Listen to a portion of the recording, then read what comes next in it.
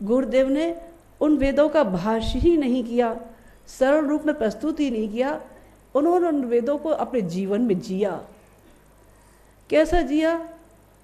पहले वेद ऋग्वेद वो कहलाए जिसके अंदर ईश स्तुतियाँ थी, ईश वंदनाएँ थी, मंत्र थे, जिसमें ये कहा गया था ईशा वास्यमिदं सर्वम, सब जगह ईश्वर का वास है। योगी अरविंद ने कहा समस्त देव शक्तियाँ मानव के अंदर विराजमान है।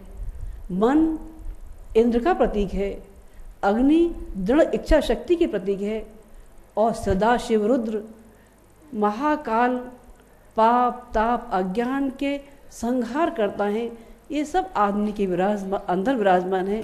गुरुदेव ने इन्हीं सब देव शक्तियों को आत्मसात करने के लिए 24 लक्ष के 24 महापुरुषण ही नहीं किए, अन्य कठिन तपस्याएं भी की, जिससे उन्होंने यज्ञ को जन जन का आंदोलन बनाया। और माँ गायत्री जो कभी सीमाबद्ध थी वो जन सुलभ कर दी। गुरुदेव का ये ऋग्वेद वाला स्वरूप हमारी आँखों में आस तैरता है। सामवेद वाला वो स्वरूप जिसमें गीताकार ने कहा वेदा नाम सामवेदोस्मि, वेदों में मैं सामवेद हूँ। कहते हैं भावों में भगवान बसते हैं और संगीत में भावों को उभारने की सामर्थ्य है। भावों की पराकाष्ठा का नाम है श्रद्धा, और विवेक और विचारों की पराकाष्ठा का नाम है विश्वास। जब श्रद्धा और विश्वास मिल जाते हैं तो ईश साक्षात्कार हो जाता है। तुलसीदास ने यही कहा भवानी शंकरौ वंदे श्रद्धा विश्वास रूपणौ। भवानी शंकर वो हैं जो श्रद्धा और विश्वास की प्रतिमूर्ति हैं। गुरुदेव माता जी को लोग श्रद्धा और विश्वास कहते रहे। संवेदना की वो प्रतिमूर्ति जो एक हरिजन छपको महिला बीमार थी, पीड़ित थी, उसकी पीड़ा को सुनकर उच्च कुल की सारी मर्यादाओं को ताक पर रखकर दौड़ पड़ते हैं उसकी सेवा के लिए। वो तो इंसान थी, लेकिन एक बैल बीमार पड़ जाता है तो उस बीमार बैल को आराम करने के लिए छोड़कर दूसरे बैल के साथ खुद खेत में जुट जाते थे। उस संवेदना को जीवंत होते हुए देखा है। अथर्व अविचल या साम को कहते हैं। अथर्व ज्ञान के भटकाव को और विज्ञान के बिखराव को रोकने के लिए गुरुदेव आज की समस्याओं का समाधान आध्यात्म से करते रहे। जो लोग आध्यात्म की भाषा नहीं समझते थे, विज्ञान की भाषा समझते थे, उन्होंने विज्ञान की भाषा में आध्यात्म को समझाया। तर्क तथ्य प्रमाण सहित बताते रहे कि हमारा आध्यात्म विज्ञान सम्मत है। कहा ही नहीं, ब्रह्मचर्य की प्रयोगशाला सामने ले जाकर खड़ी कर दी।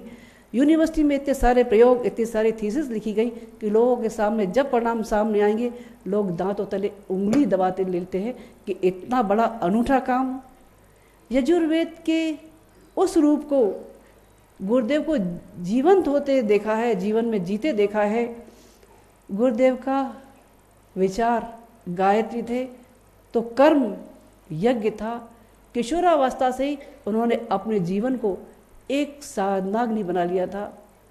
उसमें चाहे वो राष्ट्रीय बलिवेदी पर चढ़ने वाले स्वतंत्रता संग्राम की आहुतियाँ हों, चाहे युग सृजन की वो वेदिका रहा हो, वो अपना सब कुछ इदम न मम कह के समर्पित करते रहे। प्रचुर मात्रा में पैतृक संपत्ति थी, लेकिन उन्होंने समाज के लिए अर्पित कर दी और अपनी आजीविका का निर्वाह स्वयं अपने पुरुषार्थ से किया। इतना ज्ञान का अक्षय भंडार लिखा, हजारों किताब लिखी, बिना किसी रॉयल्टी के समाज के लिए दान दे दी। गुरुदेव ज्ञान के अक्षय रूप चारों वेद संयुक्त हमने एक उसमें देखा है। गुरुदेव जितने गंभीर थे उतने उनका हास्य भी गंभीर था। सन 89 की एक घटना है। जाड़े के दिन थे, समय शायद यही शाम के टाइम का रहा होगा, 3-4 बजे का। उन दिनों समाचार पत्रों में एक रोज समाचार आ रहा था, वो था टिहरी बांध का, कि टिहरी बांध टूटेगा तो उसका पानी हरिद्वार तक सबको बहा के ले जाएगा। सारे यहाँ की प्रशासन भी सतर्क था, सब लोग तैयारियाँ चल रही थी, सामान भी सब इधर से उधर हो रहा था। गुरुदेव के पास लोग बाग बैठे थे। उनमें से गुरुदेव के एक प्यारे बच्चों में एक बच्चा था, हंस के कहने लगा, गुरुदेव ये टिहरी बांध टूट जाएगा और शांति कुंज बह जाएगा तो साहित्य भी सब बह जाएगा, फिर क्या होगा?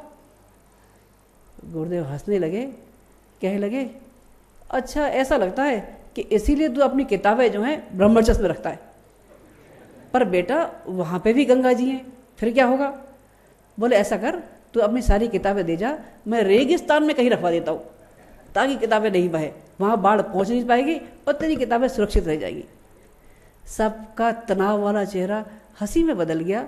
लेकिन गुरुदेव थोड़ी देर रुके और कहने लगे, बेटा अगर कभी ऐसा हुआ भी कि जिसमें सब कुछ बह गया, तो जब कभी भी किसी को मेरे साहित्य का एक भी पन्ना मिलेगा, वो पढ़कर ये हैरान हो जाएगा कि श्री राम शर्मा आचार्य नाम का कोई व्यक्ति था जिसके अंदर देश समाज संस्कृति के लिए इतनी पीड़ा थी, और वहीं से क्रांति की नई ज्वाला और नए बीज पनपना शुरू हो जाएंगे, नई क्रांतियाँ वहीं से उठ खड़ी होंगी।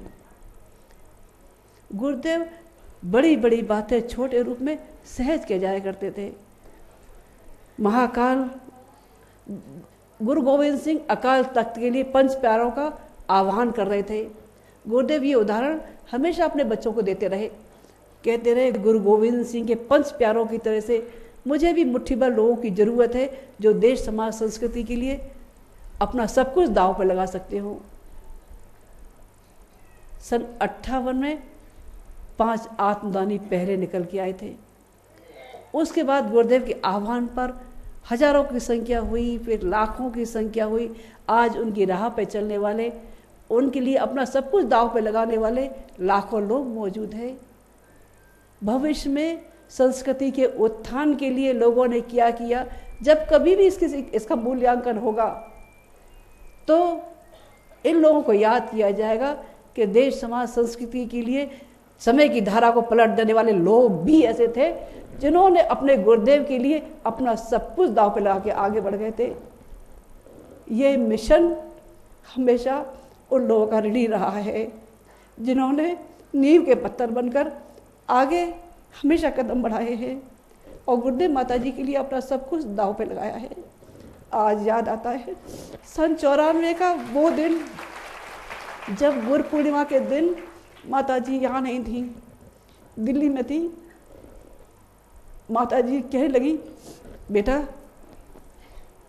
गुरुदेव छोड़ के गए, उसके बाद बच्चों को एक सहारा था माँ का।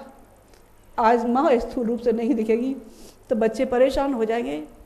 तुम जाओ और उनसे कहना, स्थूल रूप से भले ही माता पिता ना दिख सके, लेकिन उनका प्यार भरा संरक्षण हमेशा अपने बच्चों के साथ में है। कहते समय उनकी आँखों में पीड़ा, उनकी मन की विकलता, शरीर भले ही वहाँ था लेकिन मन विवश आगे चलने को मजबूर था। उनकी उस पीड़ा को वो देखा है मैंने, उस माँ की तरह से जिसकी छाती में दूध भरा हो लेकिन बच्चा पास में न हो। वंदनी माता जी का प्यार भरा संरक्षण आज भी आपके साथ है। आप दूर दूर से आए, रास्ते की कठिनाइयाँ भी हुई, आपके मन में जो परेशानियाँ रही, सोचते रहे हम किससे कहें जो हमारी पीड़ा का निवारण करे। विश्वास रखना, गुरुदेव माता जी का प्यार भरा संरक्षण आपके साथ है।